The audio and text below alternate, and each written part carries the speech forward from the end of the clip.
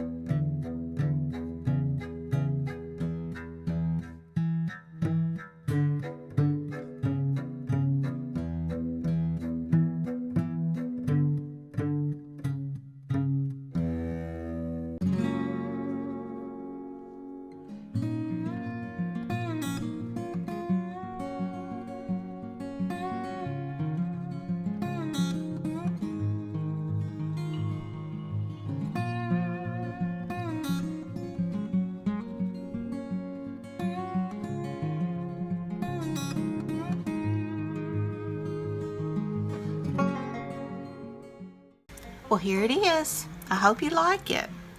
I've got my something to look through, and I left off the glasses. I just really didn't go. But you can look through a house, and you can look through the windows of the house.